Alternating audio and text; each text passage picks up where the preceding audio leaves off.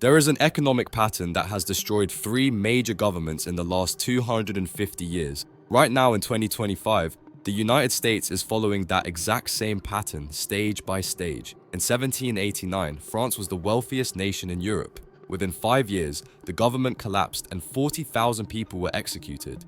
In 1917, Russia was a vast empire. Within 8 months, the entire economic system imploded. In 1959, Cuba had one of the highest standards of living in Latin America. Within 2 years, prosperity vanished for 6 decades, 3 revolutions, 3 moments when a functioning economy collapsed into chaos, and every time the economic elites never saw it coming. Right now, every economic warning sign that preceded those 3 collapses is present in the United States. The wealth concentration, the government insolvency, the destruction of the middle class, the loss of faith in economic institutions. This is not about politics. This is about markets, incentives, fiscal policy, and the mathematical reality of unsustainable systems. This is how economies collapse in 6 predictable stages and why the data says America is at stage 4. Before we examine the pattern, understand what an economic revolution actually is. It is not a recession or market correction. An economic revolution is when the entire economic order is destroyed and replaced with something new, almost always something that generates less wealth and more poverty. Economic revolutions happen when 3 conditions converge: wealth concentration that breaks the social contract, government fiscal insolvency, and an economic system that can no longer deliver prosperity to the middle class. When these align, faith in economic institutions collapses. People stop believing in markets, property rights, contracts, and currency itself. They support revolutionary movements that promise to redistribute wealth by force, and those movements, once in power, destroy the mechanisms that generate wealth. France, Russia, Cuba. Every time the revolution promised economic justice, every time it delivered poverty and collapse. Every economic revolution begins with wealth becoming so concentrated that the system appears rigged. This is mathematics, not morality. France in the 1780s divided its economy into 3 estates. The first estate, the clergy, owned 10% of land and paid 0 taxes. The second estate, the nobility, approximately 400,000 people, owned 25% of land and paid almost no taxes. The third estate, 26 million people, owned 65% of land and paid 100% of taxes. 1.5% paid nothing, while 98.5% carried the entire burden. Beyond taxes, the nobility controlled monopolies. By 1788, bread prices consumed 88% of a peasant's income. When a bad harvest doubled prices, people could not eat, while the nobility hosted banquets costing more than a peasant would earn in a lifetime. Russia in 1917 followed the same pattern. The Tsar and nobility owned virtually all productive land. 80% of the population owned almost nothing. Factory workers labored 12 to 14 hours daily for starvation wages. The Romanov family's wealth was estimated at $300 billion in today's currency. Cuba in the 1950s showed even prosperous nations can have destabilizing wealth gaps. American corporations owned 75% of arable land. Sugar profits flowed to foreign investors and local elites, while rural Cubans lived in poverty. Wealth was visible in Havana's casinos, but in the countryside, conditions were pre-industrial. In all 3 cases, the economy appeared to exist solely to benefit a tiny elite. This creates resentment and makes people receptive to revolutionary promises. Stage 1. Check. Wealth inequality is the kindling. Government fiscal irresponsibility is the accelerant. In all 3 cases, the government was functionally bankrupt, unable to manage its debts, and incapable of reform. France in 1789 was drowning in debt. The government had borrowed massive sums to fight wars, including funding the American Revolutionary War. National debt was approximately 5 billion livres, while annual revenue was only 500 million livres. The debt was 10 times annual revenue. Interest payments consumed half the budget.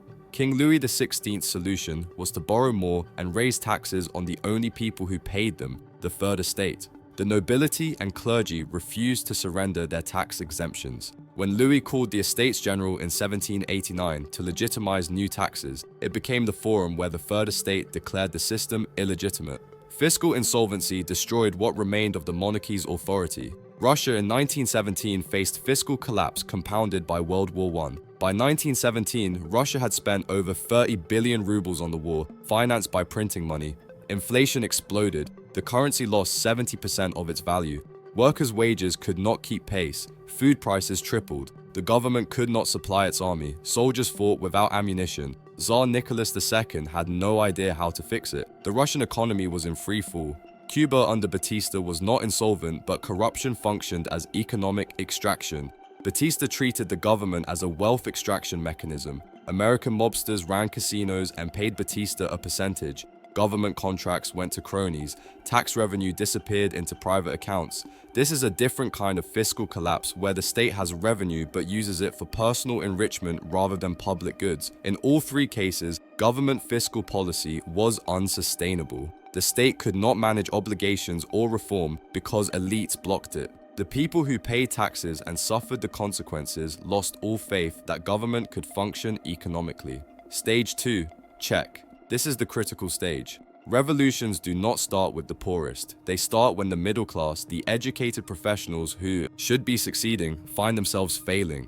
When lawyers, merchants, teachers, and engineers cannot achieve economic security, they radicalize. And when they radicalize, they have the skills to organize revolutionary movements. France in 1789 was not overthrown by starving peasants. It was overthrown by lawyers, merchants, and educated bourgeoisie who formed the National Assembly. These were people who had invested in education and expected to prosper. But the French economic system offered them nothing. All opportunities were monopolized by the nobility through hereditary privilege. You could not advance through merit or build wealth through enterprise. So these educated middle-class professionals concluded the system itself was the problem. They declared themselves the legitimate government and locked themselves in a tennis court, vowing not to leave until France had a constitution.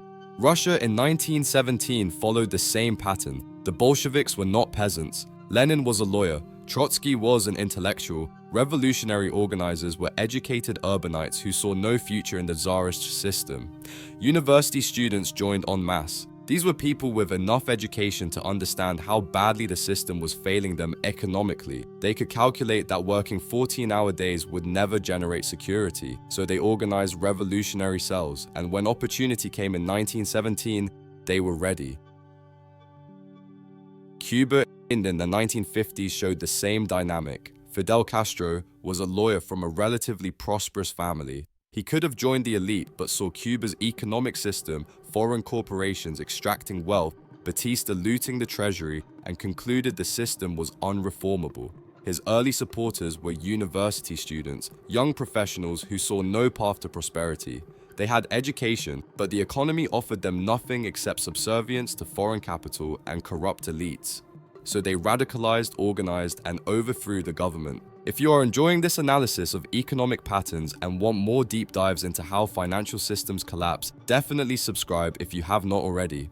We have more videos coming on economic cycles and historical parallels you will not want to miss. When the middle class loses economic hope, when education stops leading to prosperity, the entire economic system loses its defenders.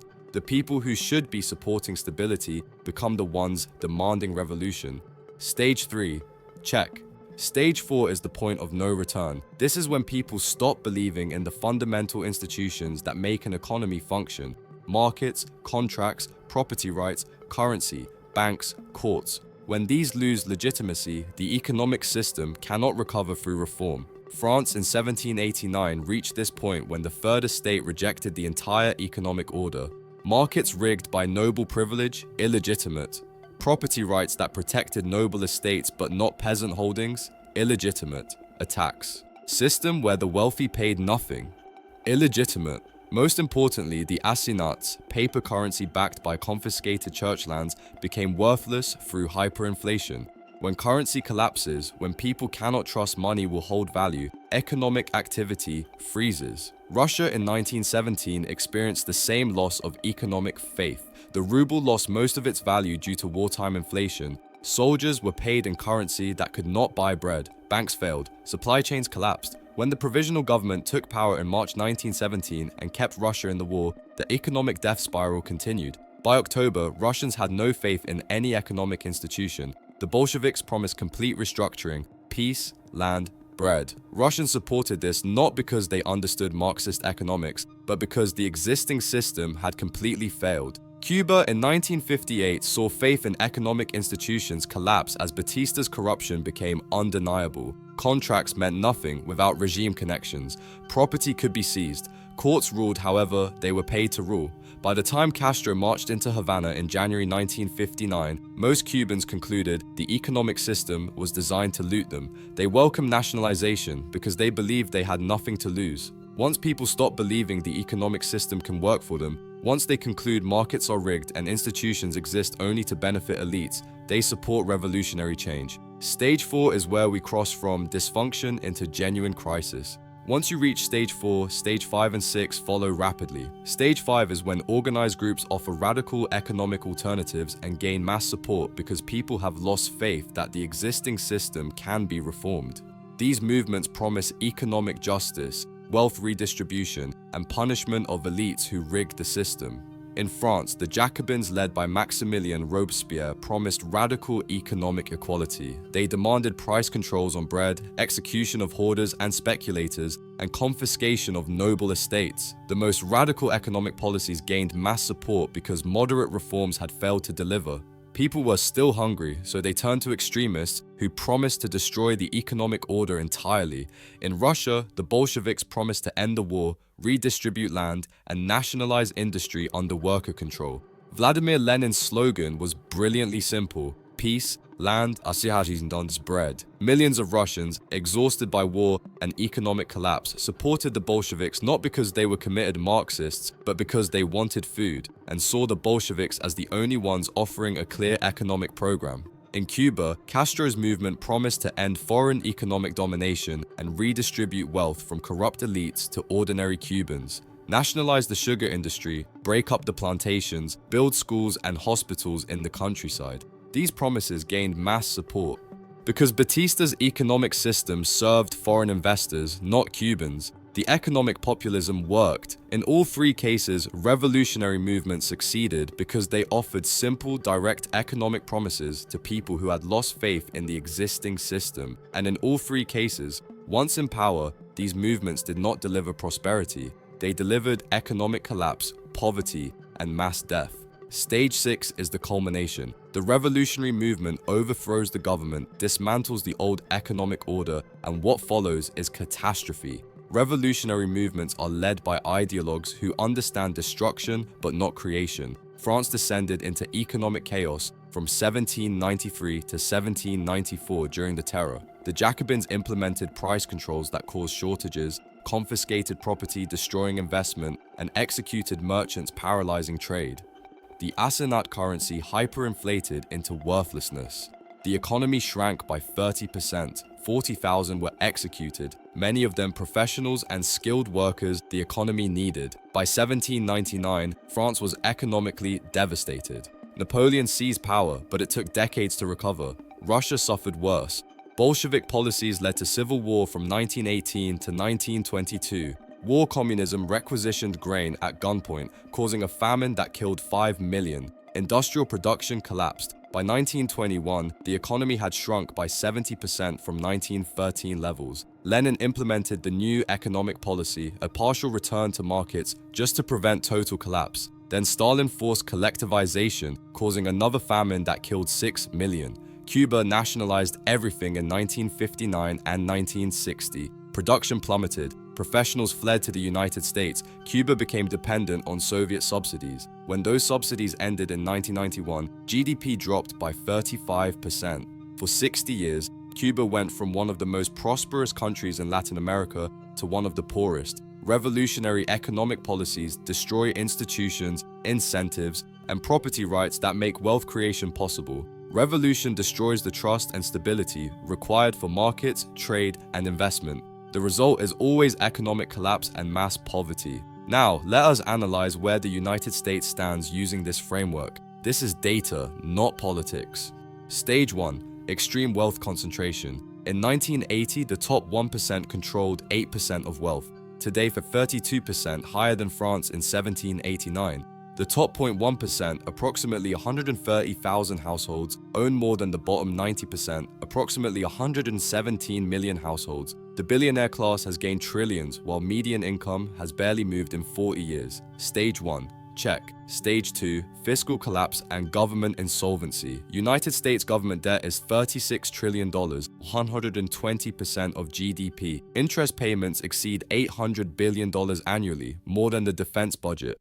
The government runs deficits of $1 to $2 trillion yearly with no plan to balance. Social Security and Medicare face insolvency within 15 years. Both parties refuse necessary cuts or tax increases. This trajectory is unsustainable, the same irresponsibility that preceded France and Russia's collapses. Stage 2, check. Stage 3, middle-class economic destruction. The median home price is over 6 times median household income, the highest ratio recorded. College costs 400% more than in 1980 adjusted for inflation, creating an average of $40,000 in student debt. Healthcare bankrupts families. Professional wage growth has stagnated for decades while asset prices exploded. Young people with degrees cannot achieve what their parents achieved. They cannot buy homes or start families despite multiple jobs. When educated professionals see no prosperity path, they radicalize. Stage 3, check. Stage 4, loss of faith in economic institutions. Trust in corporations, banks, and the stock market is at historic lows. Trust in the Federal Reserve is increasingly questioned. When people stop trusting institutions that govern economic life, the system becomes fragile. The United States is in stage 4 now. Stage 5 has not fully arrived, but elements are forming. Both left and right increasingly support radical economic restructuring, from wealth taxes and nationalization to economic nationalism and corporate breakup. Both sides agree the system is rigged, the center is not holding. When moderates lose control to extremists, stage 5 arrives. History teaches us revolutionary economic policies do not generate prosperity, they destroy wealth. France's economy took decades to recover. Russia's economy collapsed for 70 years. Cuba never recovered. In every case, the revolution promised economic justice and delivered poverty. Why? Because wealth creation requires stable institutions. Markets need trust. Investment needs property rights. Trade needs enforceable contracts. Innovation needs incentives. Revolutionary movements destroy all of these. They confiscate property, ending investment. They implement price controls, causing shortages. They purge professionals and entrepreneurs, destroying human capital. They print currency to fund programs, causing inflation. The revolutionary economic playbook has been tried many times. It fails every single time. The United States has the most productive economy in human history. That productivity results from strong property rights, relatively free markets, rule of law, and incentives for innovation. Revolutionary economic policies would destroy these foundations. Once destroyed, they are extraordinarily difficult to rebuild. The cost would be measured in trillions of dollars of lost wealth and decades of reduced prosperity. 3 revolutions, 3 identical economic patterns. France 1789, Russia 1917, Cuba 1959. Each time, extreme wealth concentration, plus fiscal insolvency, plus middle-class destruction, plus loss of faith in institutions led to revolutionary movements, an economic collapse. Each time, the elites never saw it coming. Each time, they thought the system was too strong to fail, and each time, the pattern won. The United States is in stage 4. The wealth concentration is worse than France before the revolution. The government debt is as unsustainable as Russia before collapse. The middle class is being economically destroyed, and faith in economic institutions is breaking down in real time. The pattern does not care about American exceptionalism. It cares about mathematics, incentives, and human behavior. Can we stop it? Maybe. If the wealth gap narrows, if the government addresses its fiscal crisis, if the middle class can achieve economic security again, if institutions rebuild trust, then perhaps we avoid the pattern. But that requires leadership, sacrifice from elites, and systemic reform. History says that rarely happens. The elites in France refused reform until it was too late. The Tsar refused until it was too late. Batista refused until it was too late. The data suggests our elites do not understand the danger. The answers are not hiding in the future. They are written in economic history. And the warning is clear. We are following the pattern. Stage 4 is here, and unless something changes dramatically, stage 5 and 6 are coming. The only question is when.